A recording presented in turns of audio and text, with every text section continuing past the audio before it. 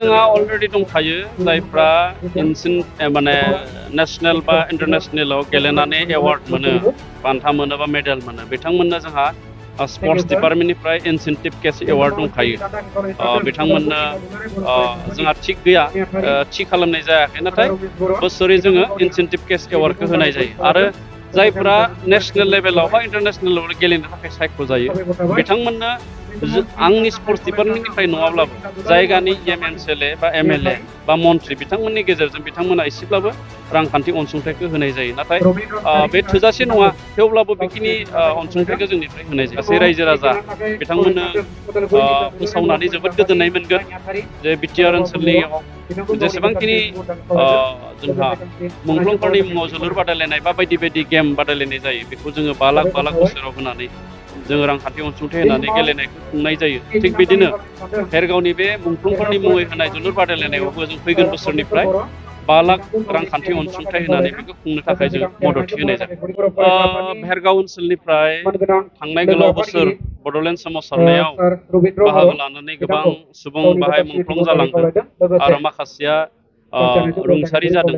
बिथांमोनखौ सनमान होनो थाखाय, बिथांमोनखौ मान होनो थाखाय भेरगाव आन्चलिक एबसु आरो भेरगाव रिजनेल स्पर्ट्स एस'सियेसना बोसोरफ्रोमबो बेहाय जोलुर बादायलायनाय खुंदों। आरो बेबो उमेन आइजोफोरनि जोलुर बादायलायनाय, बे जोबोद बाख्नायथाव।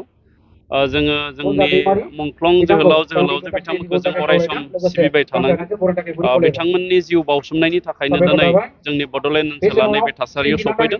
दा बेखायनो जायखि दोलोआव थाया मानो, जायखि संगठनाव थाया मानो, जोंनि मुंख्लंफोरखौ जों सिबिनाया खम जानाङा। दा मुंख्लं सिबिनायनि माखासे राहा, माखासे स्कप जों लायो। दा थिग बिदिनो नैबे भेरगाव ओनसोलाव बे जोलुर बादायलायनायनि गेजेरजों भेरगाव ओनसोलनि मुंख्लं जोहोलावजो बिथांमोनखौ सिबिनाया जोबोद मोजां जादों। आरो भेरगाव ओनसोलनि गुबुन गुबुन माहारियारि आफादफोरा, जेरै राभा स्टुडेन्ट इउनियन, आसा बायदि बायदि आफादा बे जोलुर गेलेनायखौ बिथांमोना समर्थन खालामदों। बेबो मोनसे जोंनि खौसेथिनि मोनसे सिनायथि। आरो आङो दिनै जोंनि नैबे भेरगाव ओनसोलनि गासै रायजो राजा बिथांमोननो फोसावनानै जोबोद गोजोननाय मोनगोन जे बिटिआर ओनसोलनियाव जेसेबांखिनि जोंहा मुंख्लंफोरनि मुङाव जोलुर बादायलायनाय बा बायदि बायदि गेम बादायलायनाय जायो, बेखौ जोङो 5 लाख बोसोराव होनानै जोङो रांखान्थि अनसुंथाइ होनानै गेलेनायखौ खुंनाय जायो। थिग बिदिनो भेरगावनि बे मुंख्लंफोरनि मुङै होनाय जोलुर बादायलायनायावबो जों फैगोन बोसोरनिफ्राय 5 लाख रांखान्थि अनसुंथाइ होनानै बेखौ खुंनो थाखाय जों मददथि होनाय जागोन। जोंहा अलरेडि दंखायो जायफ्रा माने नेशनेल बा इन्टारनेशनेलाव गेलेनानै एवार्ड मोनो, बान्था मोनो बा मेडेल मोनो, बिथांमोननो जोंहा स्पर्ट्स डिपार्टमेन्टनिफ्राय इनसेन्टिभ केस एवार्ड दंखायो।